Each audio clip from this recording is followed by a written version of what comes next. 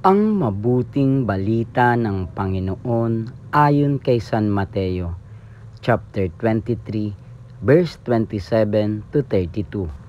Noong panahong iyon, sinabi ni Jesus, "Sa ninyo, mga iskriba at mga pariseyo, mga mapagpaimbabaw, ang katulad ninyo'y mga libingang pinaputi, magaganda sa labas, ngunit sa loob ay puno ng kabulukan at buto ng mga patay.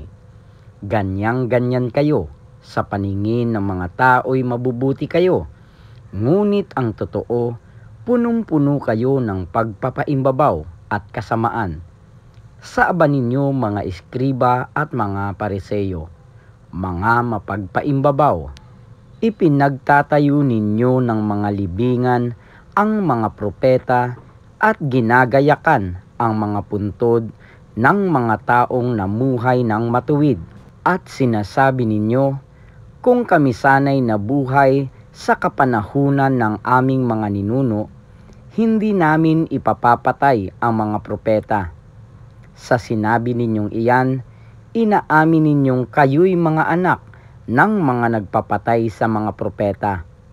Sige, tapusin ninyo ang pinasimulan ng inyong mga ninuno."